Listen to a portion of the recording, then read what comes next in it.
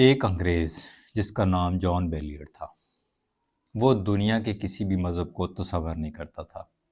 کسی بھی مذہب کو نہیں مانتا تھا، یہاں تک کہ وہ یہ بھی کہتا تھا کہ خدا یا اللہ یا پروردگار یا بھگوان یا رب ایسی کوئی ذات ہے میں مانتا ہی نہیں۔ ہم خود سے بنے ہیں اور خود سے ہی بڑے ہوتے ہیں اور خود سے ہی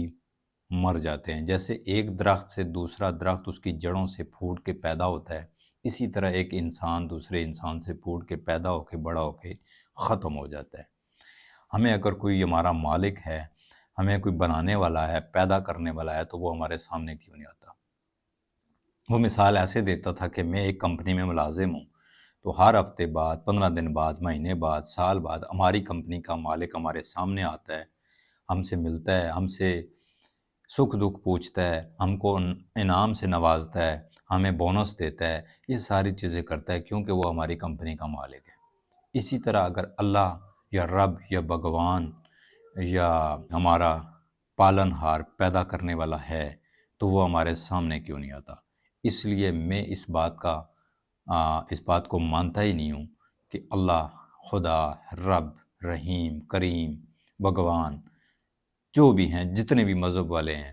وہ کہتے ہیں کہ ہمارا اللہ ہے یا ہمارا بھگوان ہے، میں اس بات کو مانتا ہی نہیں۔ تو وہ کہتا ہے کہ میں ایک دفعہ سفر کر رہا تھا اپنی گاڑی میں، اور جس روڈ پہ میں سفر کر رہا تھا وہ سنگل ٹریک تھا۔ اگر سامنے سے کوئی گاڑی آ جاتی تو بڑی مشکل سے اوورٹیکنگ ہوتی۔ اب میں اسی طرح اپنی گاڑی میں تقریباً مغرب کے قریب کا وقت تھا، سفر کرتا جا رہا ہوں، اور میرے دماغ میں یہی بات گردش کر رہی ہے کہ آخر ہمیں بنانے والا، پیدا کرنے والا، ہمارے اندر روح داخل کرنے والا، پھر اس روح کو نکالنے والا، ہم چھوٹے سے بڑا کرنے والا، بڑے سے جوان کرنے والا، جوان سے بوڑھا کرنے والا، پھر ہمیں موت کے ڈھائی تک لے جا کر فنا کر کے زمین کے سپرد کر دینے والا بھی کوئی ہوگا۔ یہ باتیں میں سوچ رہا تھا، اور ساتھ میں یہ بھی شیطان میرے ذہن میں، دل و دماغ میں وسوسے پیدا کر رہا تھا کہ اگر ایسا کوئی رب ہے تو وہ ہمارے سامنے کیوں نہیں آتا، ہمیں دکھائی کیوں نہیں دیتا، ہم سے ملتا کیوں نہیں ہے، ہم سے پوچھتا کیوں نہیں ہے، ہمارے سکھ دکھ میں ہمارے سامنے کیوں نہیں آتا۔ اگر ہمارا کوئی مالک ہے، ہمارا پالن ہار ہے کوئی، تو وہ مشکلوں میں، خوشیوں میں، غموں میں، آسانی میں، مشکل میں، جو بھی زندگی کی کنڈیشن ہوتی ہیں، اس میں وہ ہم سے ہمارا سامنا کیوں نہیں کرتا؟ اچانک یہی سوچتے سوچتے میں اپنی گاڑی تیز رفتاری سے چلا رہا تھا، سامنے بہت بڑا ٹرک آ گیا، تو میں نے کہا کہ بس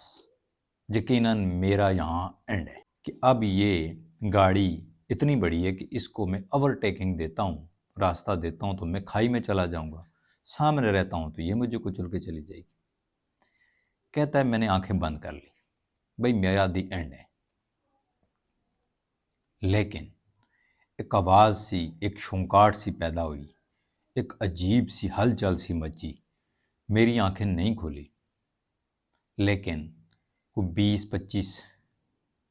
سیکنڈ یا 30 سیکنڈ بعد جب میں نے اپنی آنکھیں کھولی تو میری گاڑی سیدھی چلنے کی بجائے ایسے کھڑی تھی، اور میں بالکل صحیح سلامت تھا۔ میں نے اپنے وجود کو محسوس کیا کہ کہیں میں ہوں یا ختم ہو چکا ہوں، لیکن مجھے محسوس ہوا کہ میں ہوں۔ پھر میں کسی طرح گاڑی سے باہر نکلا اور میں نے اپنی گاڑی کو دیکھا کہ کیا وہ صحیح سلامت ہے یا وہ ٹوٹ پھوٹ گئی ہے، تو میری گاڑی بھی صحیح سلامت تھی۔ تو پھر مجھے یقین ہونا شروع ہو گیا، یا میرے دل نے، میرے دماغ نے مجھے کہنا شروع کر دیا کہ کوئی نہ کوئی تیرا بھی مالک ضرور ہے۔ اب میں نے اس مالک کو، یعنی کہ اللہ کو، رب کو، جو بھی ہے ہمارا مالک، میں نے اس کو تلاش کرنا شروع کر دیا۔ میں نے ساری جتنی بھی ہسٹری کی بکس تھیں، اسلامی کتب تھیں، یا کسی اور مذہب کی کتب تھیں، یا کوئی اور کہانیاں تھیں، ہسٹریاں تھیں، علماء تھے، مفسرین تھے، جو بھی علمدار لوگ مجھے ملتے، میں ان سے بحث کرتا، بات کرتا کہ شاید ان کی گفتگو سے یا ان کے لب و لہجے سے مجھے پتہ چل جائے کہ بیسیکلی اوریجنل ہمارا مالک کون ہے۔ لیکن کسی سے، کسی کتاب سے، کسی شخصیت سے، کسی بھی بندے سے مجھے اوتھینٹک اپروویبل جواب نہ ملتا، تو میں آخر قرآن پاک کی کتاب، جو کہ ڈیفینیٹلی انگلش میں بھی موجود ہے، وہ میں نے پڑھا۔ جب میں نے وہ پڑھا تو اس میں حضرت موسیٰ علیہ السلام اور اللہ کی آپس میں جو گفتگو ہوئی تھی ایک چونٹی کو لے کر، کہ جیسے حضرت موسیٰ علیہ السلام نے پوچھا تھا کہ اے رب العزت، کہ تیری اتنی مخلوق پیدا کی ہوئی ہیں، میں کبھی کبھی یہ سوچتا ہوں یا اللہ، مجھے تیری خدائیت پہ، تیرے رب ہونے پہ یا تیری عطا پہ کوئی شک نہیں ہے، لیکن میرا ذہن ہے جو مجھ سے سوال کرتا ہے کہ ہے موسیٰ، تیرا رب جو کہ اتنی مخلوقوں کا مالک ہے، وہ یہ جو اللہ کی پیدا کی ہوئی مخلوق میں سے چونٹی ہے، اور چونٹیوں کی اقسام میں جو سب سے باریک چونٹی ہے، اس کا رزق اس تک پہنچانا، اس کا زندگی میں طوفانوں سے، سیلابوں سے، اس سے بڑے جو کیڑے مکوڑے ہیں ان سے، پرندوں سے، کافی ساری ایسی چیزیں ہیں اس چونٹی کی زندگی میں جو اسے بہت نقصان دے سکتی ہیں، اس سے اسے کیسے بچاتا ہے؟ پھر اس چونٹی تک اس کی حصے کا رزق، اس کے حصے کا خوراک کیسے پہنچاتا ہوگا؟ تو پھر اللہ رب العزت نے موسیٰ علیہ السلام کو فرمایا کہ ہے موسیٰ، تو اس چونٹی کی بات کر رہا ہے جس کا ایک وجود ہے، کہ اس وجود تک میں رزق کیسے پہنچاتا ہوں، اور اس کو میں طوفانوں میں، بارشوں میں، اور باقی اس سے جو بڑی مخلوق کی کیڑے مکوڑے ہیں جو اس سے زیادہ بڑے خطرناک ہیں، جو اس کو نقصان پہنچا سکتے ہیں، چونٹی کی جو سب سے باریک اور سب سے چھوٹی اقسام ہے اس کو کیسے بچاتا ہوں؟ تو یہ چیزیں کے اوپر سوچنا تو چھوڑ، بلکہ یہ سوچ کہ وہ چونٹی جو چونٹیوں کی اقسام میں سب سے باریک اور سب سے چھوٹی ہے، اور وہ چونٹی کالے رنگ کا پہاڑ ہو، اس چونٹی کا رنگ بھی کالا ہو، اور کالے رنگ کا پہاڑ ہو، اس کالے رنگ پہاڑ کے اوپر ایک کالا سا سیاہ پتھر ہو، اور دسمبر کی سیاہ رات ہو، اور وقت آدھی رات کا ہو، اور وہ چونٹی، اس کالے رنگ کی چونٹی اس کالے پہاڑ کے کالے پتھر کے اوپر چل رہی ہو، میری نگاہ میری اس چونٹی پہ نہیں، بلکہ اس کی چلنے والی ٹانگوں پہ نہیں، بلکہ اس کی چلنے سے ٹانگوں کی سے جو لکیر کھینچی جاتی ہے اس پتھر کے اوپر، اخیر سی، جسے دنیا کی کوئی ٹیلیسکوپ، کوئی دوربین، کوئی مائکروسکوپ نہیں جج کر سکتی کہ وہ لکیر کتنی موٹی، کتنی باریک، کس طرح کی کھینچی جاتی ہے، اس لکیر کے اوپر بھی میری نگاہ ہوتی ہے۔ تو وہ انگریز جان بیلینٹ، یا جو بھی نام تھا اس کا، وہ کہتا ہے کہ جب یہ بات میں نے پڑھی تو میں نے کہا یقیناً ہمارا مالک، ہمارا پروردگار، ہمارا رب، ہمارا بھگوان یہی ہو سکتا ہے۔ تو پھر میں نے اس کتاب کو پڑھا، پھر اس کتاب قرآن مجید کو پڑھنے کے بعد میں احادیث کی کتابوں میں اتر آیا، پھر وہاں سے میں نے قصے، کہانیاں، انبیاؤں کی، باقی دور کی پڑھتے پڑھتے میرا ذہن، میرا دل 110% اس بات پہ یقین کر بیٹھا تھا کہ ہمارا مالک، یعنی میرا مالک، یا انسانوں کا مالک، یا دنیا میں ہر ایک چیز جو زندہ ہے، جو بے جان ہے، جو جاندار ہے، جو بھی ہے، اس کا مالک اللہ ہی ہے۔ تو میں پوری طرح اپنے آپ کو سیٹسفائی کر چکا تھا۔ تو پھر میں نے حدیث اور قرآن پڑھا تھا، تو اس میں لکھا تھا کہ ماں باپ کا بڑا ایک مقام ہے، بڑی ایک ویلیو ہے۔ تو میں بڑے عرصے سے اپنی ماں سے نہیں ملا تھا، جو کہ میرے شہر سے کافی دور دوسرا شہر تھا، وہاں رہتی تھی، جو کہ ایک بوڑھی تھیں، ضعیف تھیں۔ تو میں نے کہا کیوں نہ جا کے ان سے ملوں، اور ان کو میں بتاؤں کہ میں نے اس طرح اس مذہب کو یا اس رب کو مان لی ہے۔ تو میں ڈرائیو کر کے 8-10 گھنٹے کی اپنی والدہ کے پاس پہنچا، والدہ سے ملا، وہ بڑی خوش ہوئی کہ اتنے عرصے بعد، کوئی 10-12 سال بعد جا کے میں نے ان سے ملاقات کی، کیونکہ مغرب کی تقریباً یہ اور وہاں کی یہ لائف اتنی بیزی ہے کہ وہاں پہ جب ماں باپ بوڑھے ہو جائیں تو ان کو اولڈ ہاؤس میں چھوڑ دیتے ہیں، یا ان کو ایک الگ سے اپنی دنیا میں لائف جینے کے لیے رکھ دیتے ہیں۔ اپنی روزمرہ زندگی میں لوگ اتنے بیزی ہو جاتے ہیں کہ وہاں پہ رشتوں کی زیادہ اہمیت کرنا یا ان کو زیادہ ٹائم نہیں دیتے۔ تو میری والدہ بڑی خوش ہوئی۔ اب میں نے کھانا بنایا، ہم دونوں نے، ماں بیٹے نے بیٹھ کے کھایا۔ تو مغرب کی اذان ہوئی تو میں نماز کا عادی ہو چکا تھا پچھلے 6-7 مہینے سے، تو میں چھپ کے والدہ سے کسی ایک کونے میں جا کے میں نے نماز پڑھی۔ پڑھنے کے بعد میں والدہ کے سامنے آیا اور والدہ مجھے کہنے لگی کہ آپ کے چہرے سے ایک چمک سی آ رہی ہے، ایسا لگ رہا ہے کہ جیسے آپ کا چہرہ نہیں، کوئی بہت بڑا بلب ہو، لائٹ ہو۔ میری نظر تھوڑی کمزور ہے، میں پوری طرح دیکھ نہیں سکتی، لیکن لگ ایسے رہا ہے کہ جیسے تمہارا چہرہ چمک رہا ہو۔ تو میں بڑا خوش ہوا، مجھے بڑا یہ بات سن کے بڑا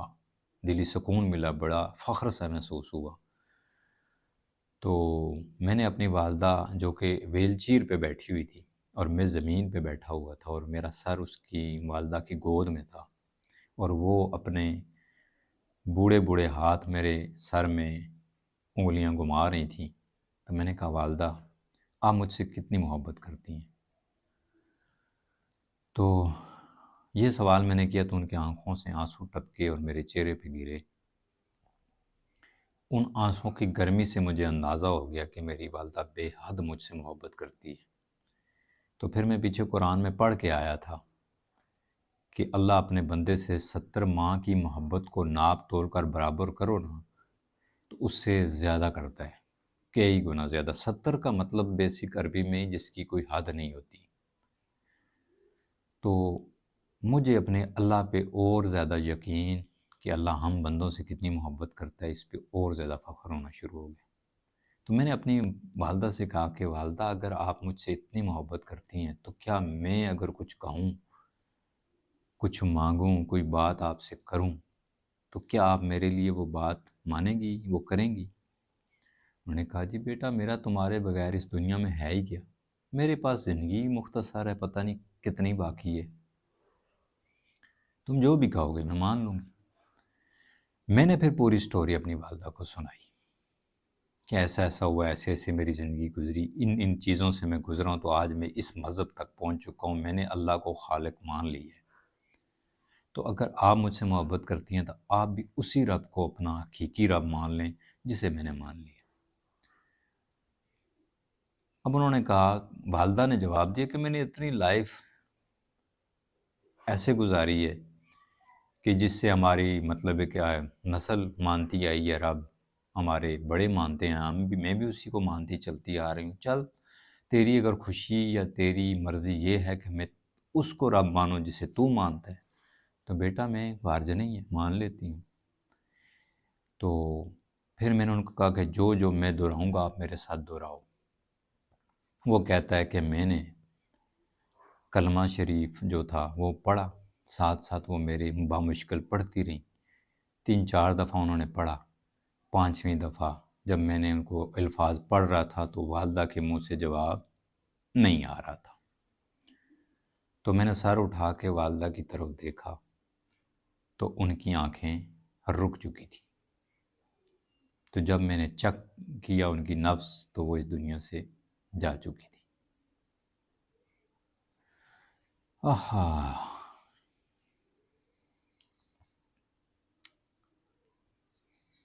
یہ ہے ہمارا رب۔ کوئی شخص پوری زندگی تجد گزار، الحاج، العمرہ، صدقات، قربانیاں، اتنا کچھ کرتا ہے، آخر میں جا کر رب کو ہی گوا دیتا ہے ایک غلطی کرنے سے۔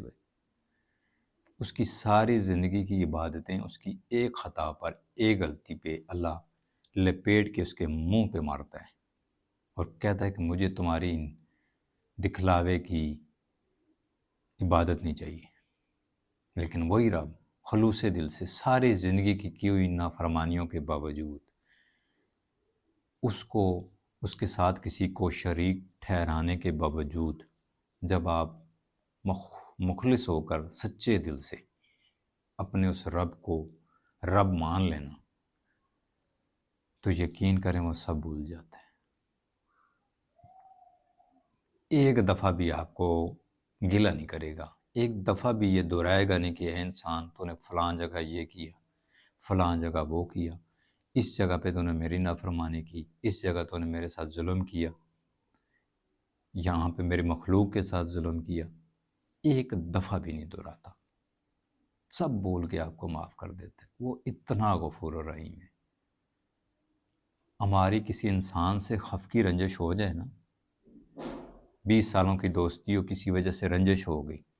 6 مہینے خف کی رہی، تو جب واپس راضی نامہ کرنے جاؤ نا اس سے صلح صفائی، تو آپ کو ہزاروں اپنی کی ہوئی آپ کے ساتھ جو اس نے اچھائیاں کی ہوں گی، جو آپ نے اس کے ساتھ برائیاں کی ہوں گی، وہ تذکرہ کرے گا۔ وہ آپ کو بتائے گا کہ میں تیرا دوست تھا، میں نے فلاں جگہ تیرے ساتھ اس طرح کھڑا رہا ہوں، میں نے فلاں جگہ تیری پیسوں سے مدد کی، میں نے فلاں جگہ تیرے ساتھ اس طرح ہوا، تم نے میرے ساتھ یہ کیا، فلاں جگہ یہ کیا۔ میٹنگ ہوتی ہے نا، ڈسکس کرتا ہے، بھلے وہ راضی ہو جائے گا، شاید نہ بھی ہو، لیکن آپ کو ضرور کہے گا کہ یہاں تم غلط تھے، یہاں میں ٹھیک تھا، یہاں میں غلط تھا، تو ٹھیک تھا، ایک ڈسکس ہوتی ہے۔ لیکن قربان جاؤں اس رب پہ، انسان ساری زندگی نافرمان ٹکا رہے، ایک بھی بات نہ مانے، آخر وقت میں اس کو خیال آ جائے کہ یار میرا بھی کوئی مالک ہے جس نے مجھے بنایا ہے۔ اور بنایا رب نے انسان کو کتنی مخلوقوں کی مخالفت کے باوجود ہے۔ ہسٹری آدم اٹھائیں تو آپ کو سمجھ آئے۔ 17,999 مخلوق کی مخالفت کے باوجود بھی اللہ رب العزت نے اپنے اس بندے آدم نائب کو بنا کر دنیا میں بھیجا ہے۔ پھر ہم اس رب کی نافرمانی میں لگے ہوئے ہیں، اور اس عارضی دنیا میں عارضی زندگی کے لیے ہم اتنے ظلم کرتے ہیں۔ اب بھی وقت ہے، آپ کے پاس بھی اور میرے پاس بھی۔ ہم الحمدللہ خالق حقیقی، مالک حقیقی اللہ کو اپنا رب، اپنا پروردگار، اپنا اللہ مانتے ہیں، لیکن مسئلہ یہ ہے ہم صرف مانتے ہیں، صرف مانتے ہیں، چلتے نہیں ہیں، اس کے حکمات کی